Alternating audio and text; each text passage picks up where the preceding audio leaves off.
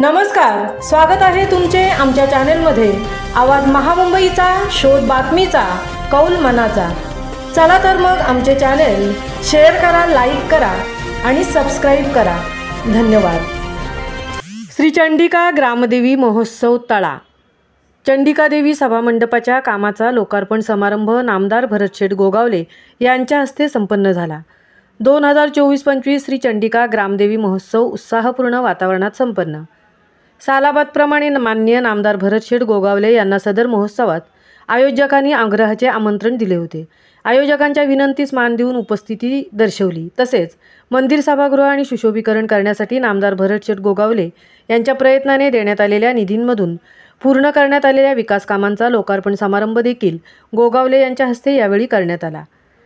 आवाज महामुंबईचा चॅनेलसाठी मिलिंद खारपाटील सह तृप्ती भोईर तळा। रवी शेट्टी अत्यंत मार्मिक शब्दामध्ये आपलं मनोगत व्यक्त केलं। तसं त्याला बोलायचं होतं बरंच, पण मला वेळ नव्हती, कारण मला इथून अजून 4 कार्यक्रम करायचे। पण असो, आम्ही कोणी नाहीये, जे बसलेले त्या देवळामध्ये तिच्या कृपाशीर्वादाने आपल्या सगळ्यांचं चाललेलं आहे। कोण बोलत असेल की माझ्याशिवाय पान हलत नाही आहे, तर असं नाही आहे। तिच्याशिवाय पान हलत नाही हे प्रत्येकाने मनात आणलं तर मग बरोबर चालेल। नाहीतर मग जे काय कोण काय दिवस मोजताय त्यांची आज्ञा उद्या कधी नाही कधीतरी दिवस मोजावे लागणार, तो कोणी का असणार। आपली तिथं माती ठरलेलं आहे आणि गर्वाचं घर नेहमी खाली झालेलं आहे। म्हणजे आमचं कर्तव्य आहे, ज्या संघटनेची काम करतात। मग पूर्वी आम्ही एकत्र होतो, नंतर 2 भाग झालो, आमच्यात काय बदल नाही झाला। जे काय आमचं हिंदुत्व आहे ते घेऊनच आम्ही पुढे चाललेलो आहोत आणि त्यामुळे संपूर्ण महाराष्ट्रामध्ये भरघोस मताधिक्याने जे काही सत्ता आलेली आहे त्यासाठी केलेले अथक प्रयत्न त्यावेळीचे असणारे आपले मुख्यमंत्री एकनाथ शिंदे साहेब, देवेंद्रजी असतील, अजितदादा असतील, ते सगळ्यांनी आपापल्या परीने केलं। परंतु आज जे काही या धर्मशाळेला जो काही निधी आपण 60 लाख रुपये आणला तो या देवीच्या कृपाशीर्वादाने आणि शिंदे साहेबांना आम्ही पत्र दिलं आणि त्यांनी आम्हाला 60 लाख रुपये दिले।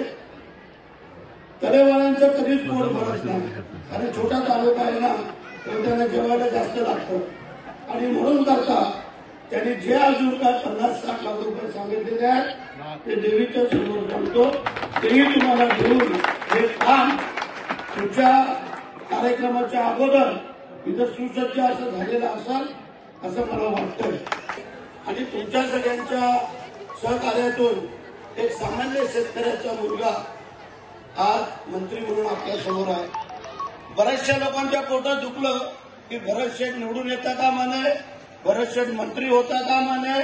सांगतो, देवी त्यांचं पोटदुखीचा व्हावा दिल्याशिवाय राहणार नाही, हा माझा शब्द आहे तुम्हा लोकांना।